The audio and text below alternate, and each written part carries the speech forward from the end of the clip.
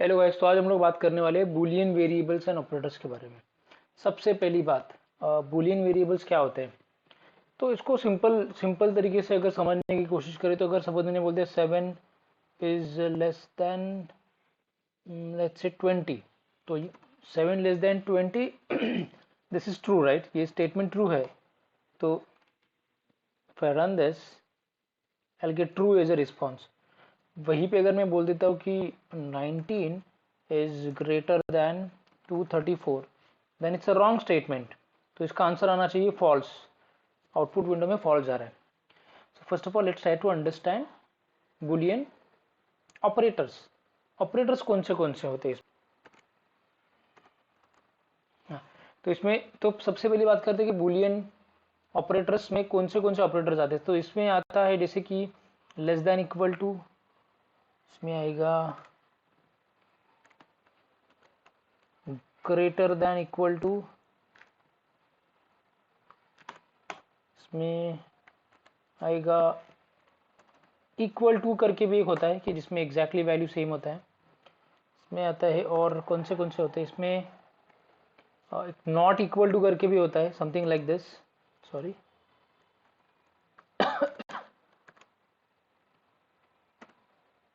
Not equal to भी होता है। इसके बाद आता है एंड,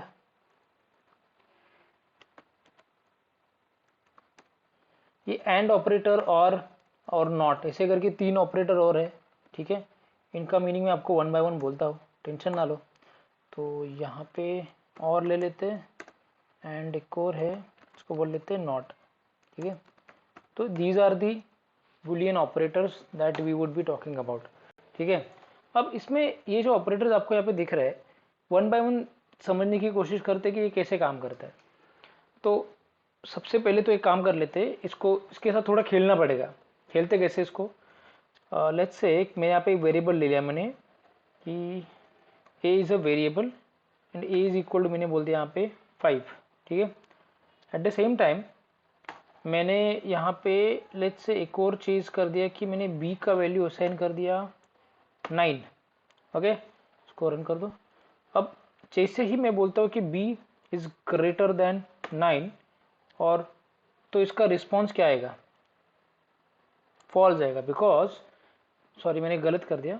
अगर मैं बोलता हूँ बी ग्रेटर देन ए कर दिया और इसको रन कर दिया, तो इसका रिस्पॉन्स क्या आएगा, true. Because we know 9 is greater than 5, that's a true. तो आउटपुट इसका ट्रू आएगा।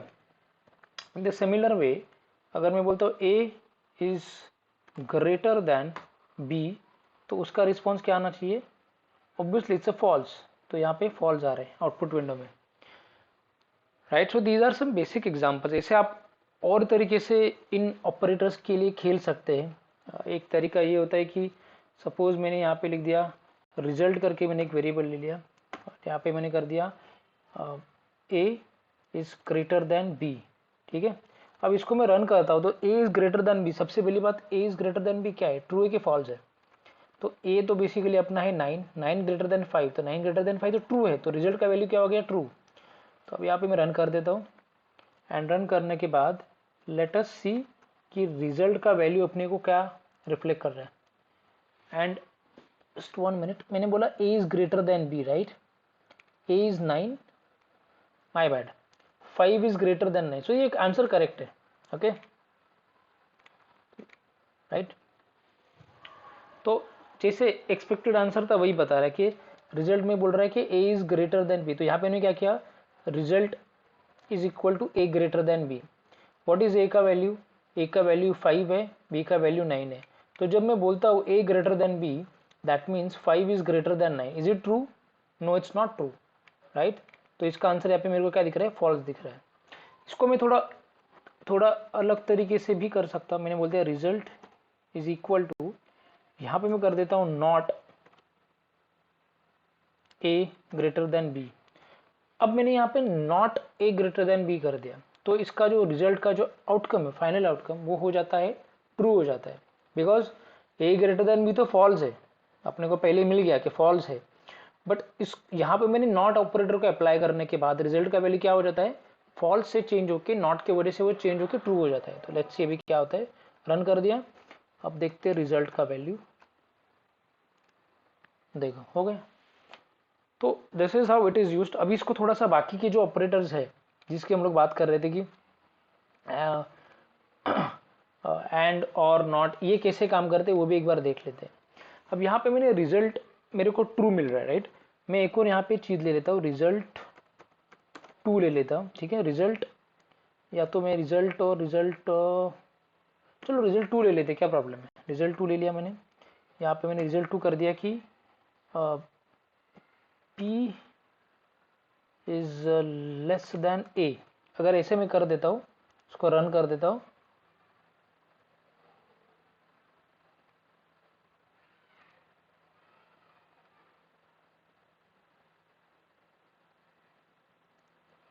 मेरे से गलती हो गई यहाँ पे सिंटैक्स में, रिजल्ट 2 मैंने ठीक से किया नहीं था। अभी देखो result is equal to B less than A.